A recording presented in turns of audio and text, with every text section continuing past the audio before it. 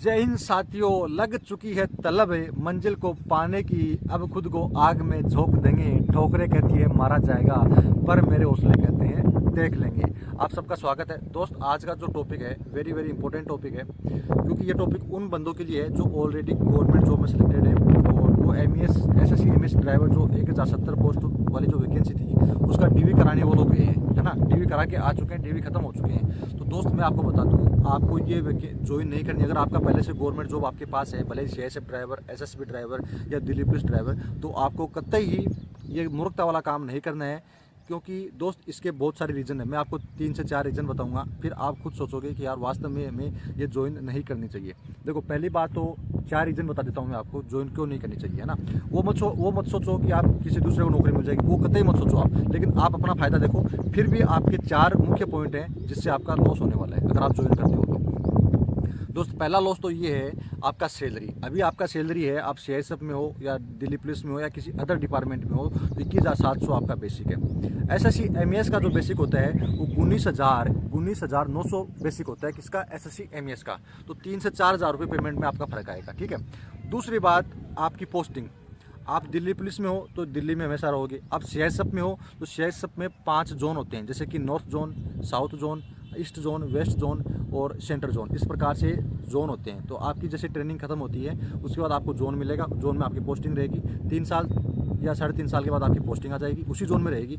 लेकिन 7 साल के बाद आपको होम जोन मिलने की पूरी संभावना रहती है। लेकिन फिर भी जोर लगा कि आपको 10 साल के बाद आपको आपका होम जोन आपको मिल जाएगा। तो ये सीआईएसएफ की पोस्टिंग है। फिर दूसरी बात, सीआईएसएफ में आपको ऑल इंडिया घूमने का मौका मिलेगा और घर के नज़दीक आने का मौका मिलेगा, ठीक है। जैसे आपका कहते हैं ना होम जोन वाला चालू होगा, फिर आप होम जोन रहोगे 12 साल तक। लेकिन अगर आप एमईएस में भर्ती होते हो तो इसकी कमांड होती है, बटालियंस जो होती हैं वो ऑल इंडिया में है। अगर आपकी पोस्टिंग ज़रूरी नहीं है दिल्ली हो, अगर आप यूपी, राजस्थान, हरियाणा के हो, आपकी पोस्टिंग अंडमान निकोबार हो सकती है। और बहुत कम चांस होते हैं कि आपकी पोस्टिंग बाद में चेंज हो। पूरी की पूरी बटालियन की पोस्टिंग होती है तो वो न के बराबर है। 80% आपके चांस होते हैं वहीं की वहीं पोस्टिंग रहने के। आपकी पोस्टिंग लद्दाख हो सकती है, आपकी अरुणाचल प्रदेश हो सकती है, आपकी महाराष्ट्र हो सकती है, आपकी चेन्नई हो सकती है ना। तो आपकी पोस्टिंग ऑल इंडिया में कहीं भी हो सकती है। लेकिन सीआईएसएफ में जहाँ बटालियन आपके घर के आसपास, आप सोचो यूपी में बहुत सारी बटालियंस हैं, हरियाणा में भी है, राजस्थान में भी है, दिल्ली में भी है, तो आपके घर के आने के चांस पूरे होते हैं। बाकी एमईएस के इतने आसपास लोकल में नहीं है और सबको मिलेगा भी नहीं लोकल में, क्योंकि सारे जो बच्चे हैं 1070 उसमें लगभग ज़्यादातर बच्चे नॉर्थ एरिया के हैं। तो आपको दोस्त दूर जाना पड़ेगा। दूसरा रीज़न ये। तीसरा रीज़न दोस्त मैं आपको बताऊँ, पहली बात तो आपकी जो सर्विस है उसमें 1 साल 1.5 साल जो हो चुकी है ना, वो इसमें जाओगे तो शुरू से स्टार्ट होगी, 0 से स्टार्ट होगी, तो वो भी आपका लॉस है, क्योंकि आपका पेमेंट तुरंत कम हो जाएगा।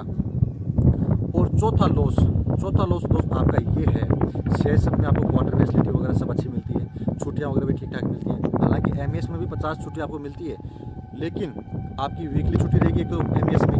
और ड्राइवरों की समस्या चल रही है, ड्राइवर बहुत कम है एमईएस में, तो वो वर्कलोड भी आपके ऊपर ज़्यादा रहेगा। क्योंकि 1070 ड्राइवर जाने के बाद भी मैंने बात की थी तो वहाँ पर ड्राइवरों की संख्या बहुत कम है। जहाँ 6 ड्राइवर की जरूरत है वहाँ 2 ड्राइवर हैं। तो छुट्टी तो मिलती है, ऑफिशियली है 50 दिन की छुट्टी आपको वो पर ईयर मिलती है, लेकिन वो समय पर आपको मिल नहीं पाएगी, है ना। और वीकली आपकी छुट्टी रहेगी। सुबह मॉर्निंग 10 से शाम को 5 बजे तक आपकी ड्यूटी रहेगी। और सीआईएसएफ वगैरह में क्या है, आपकी शिफ्ट वाइज ड्यूटी होती है। दिल्ली पुलिस हो या सीआईएसएफ हो, इनमें शिफ्ट वाइज ड्यूटी होती है, 3 शिफ्ट होती हैं, उस हिसाब से आपकी ड्यूटी होती है। तो ये 3 से 4 रीज़न है। आप अगर ज्वाइन एसएससी एमईएस को करोगे तो ये रीज़न आप ध्यान में देख लेना, एक बार सोच लेना क्या आपको ये ज्वाइन करना चाहिए या नहीं करना चाहिए। ये मुख्य 4 पॉइंट थे, और भी पॉइंट हैं लेकिन मुख्य रूप से 4 ही पॉइंट बता रहा हूँ। पहला तो सैलरी का आपका, फिर आपका पोस्टिंग का है। 2 पॉइंट तो मुख्य रूप से हैं, इन पर आपको गौर करना चाहिए। इसके अलावा दोस्त एक पॉइंट और है, दूसरे भाई को रोज़गार मिल जाएगा। जो बंदा बेरोजगार है, आप तो ऑलरेडी सिलेक्टेड हो, आप अगर एमईएस ज्वाइन करोगे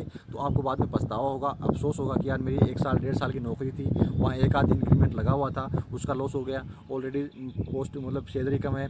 फिर दूसरी बात, आपकी पोस्टिंग सोचो अंडमान निकोबार होगी तो आने जाने में कितनी समस्या होगी, नज़दीक नहीं आ पाओगे, है ना। तो ये समस्या है। और फिर किसी दूसरे भाई को जो बेरोजगार है उसको नौकरी मिल जाएगी, उसका घर बस जाएगा। तो इस प्रकार से मुख्य रूप से बहुत सारे रीज़न है। तो आप ध्यान देना इस नौकरी को ज्वाइन करने से पहले एक बार सोचना जरूर। और दोस्त, अगर आप एमईएस की तैयारी कर रहे हो, जो बंदा ये वीडियो एमईएस वाला देख रहे हैं भाई, ये वीडियो सब तक शेयर कर देना, ताकि अगर ऐसे 400-500 बंदे भी होंगे तो आपको 400-500 बंदों को नौकरी मिल जाएगी। बहुत बड़े ज़्यादा मतलब बहुत ज़्यादा लोग हैं जो ऑलरेडी सिलेक्टेड हैं। अगर वो आपके डिपार्टमेंट में आते हैं तो आप में से बहुत सारे लोग बाहर हो जाएंगे, उनको नौकरी नहीं मिलेगी। तो ये वीडियो ज़्यादा से ज़्यादा शेयर करना है ताकि सबको ये बात पता चल जाए, ताकि वो लोग इसको ज्वाइन ना करें। पहली बात तो वो कि उनको अफसोस ना हो कि हमने गलती कर दी ज्वाइन करके, और दूसरी बात आपको नौकरी मिल जाए। Thank you. जय हिंद, जय भारत।